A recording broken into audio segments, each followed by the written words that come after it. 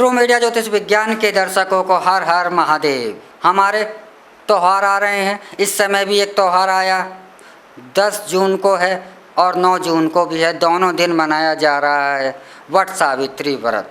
इसमें एक विवाद जो कि अक्सर ही होता रहता है और इस त्यौहार पर भी यह विवाद पुनः खड़ा हो गया। बहुत से पंचांगों के अंदर वट सावित्री व्रत जो है 9 तारीख का है, 9 जून 2021 का है, और बहुत से पंचांगों में यह व्रत 10 जून 2021 का है।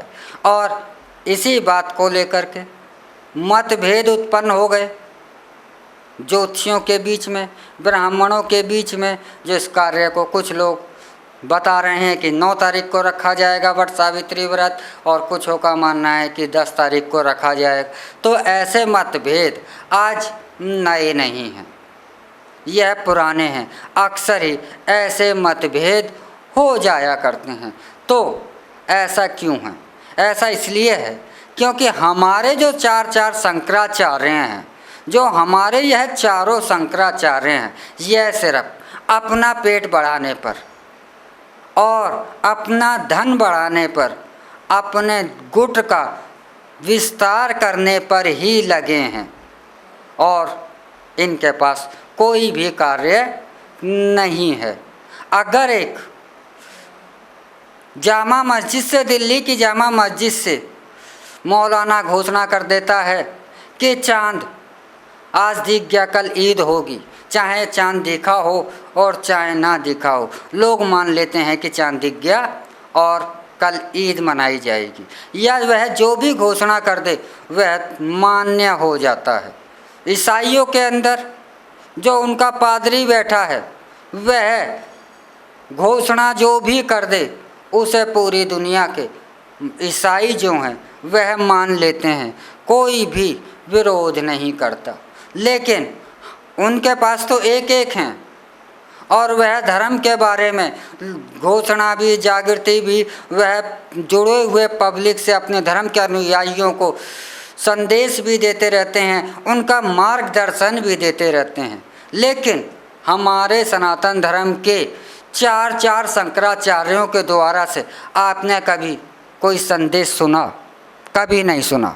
क्या हमारे 4 शंकराचार्य मिलकर आपस में यह भी डिसाइड नहीं कर सकते, यह भी निर्णय नहीं ले सकते कि हम इस त्यौहार को एक दिन का निर्णय लेके इसी दिन का मान्य करा जाए? लेकिन नहीं, यहाँ पर उदाहरण, एग्जाम्पल तो बहुत सारे दे दिए जाएंगे कि यहाँ पे देशांतर का फ़र्क है, यहाँ पर इस चीज़ का फ़र्क है, यहाँ पे गणनाओं का फ़र्क है। अरे 200-300 किलोमीटर के पास है, वह थोड़ा बहुत गणना होगी, लेकिन एक दिन एक त्यौहार नहीं हो सकता। क्योंकि हमारे जो शंकराचार्य हैं, इन्हें अपना पेट बढ़ाने से, इनको सोने के, चांदी के अपने सिंहासन बनवाने से और अपना दल बढ़वाने के सिवा यह कुछ भी कार्य नहीं करते। तो यह करते क्या हैं?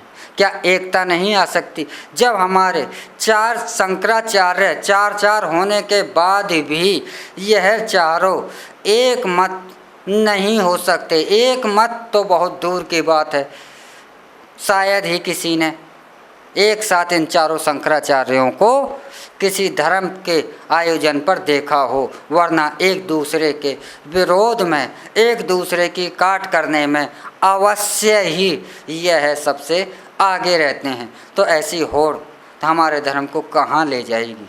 तो ऐसे भ्रम या कोई भी आते ही मानते हैं कि हमारी ज्योतिष की गणना बहुत बारीक है, 200-300 किलोमीटरों पर है, या स्थान के अनुसार कुछ आसांश और में अंतर आ जाता है, कुछ डिग्रियां अंतर आ जाता है। लेकिन हम इसको एक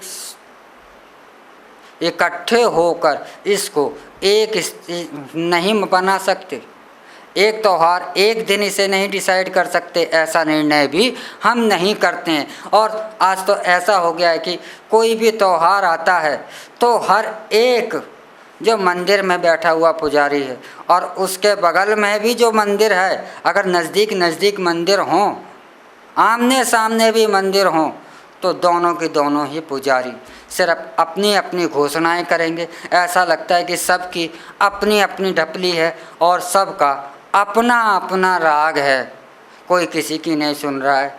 वह अपने आप को सर्वश्रेष्ठ ज्ञाता बनाने की होड़ अवश्य चल रही है। लेकिन कभी भी ऐसे समय पर अगर गणना में कुछ मतभेद हो रहा है या गणना में कुछ अंतर आ रहा है स्थान और जगह के कारण, तो हमें एक मत होकर के एक निर्णय हम एक साथ नहीं कर सकते। तो ऐसी हालत हमारे सनातन धर्म की हो गई है और हमारे शंकराचार्यों को तो अब इस पर ध्यान देकर इसे एक मत होना चाहिए। इसी के साथ हम आपसे विदा लेते हैं। अगले एपिसोड में हम आपसे फिर मिलेंगे एक नए विषय के साथ, एक नई जानकारी के साथ। तब तक आप हमारा ट्रू मीडिया ज्योतिष विज्ञान को लाइक शेयर कमेंट करना ना भूलें। और यह हमारा एपिसोड आपको कैसा लगा यह कमेंट में आप अवश्य ही बताएं। ज़्यादा से ज़्यादा शेयर लाइक करें। हर हर महादेव।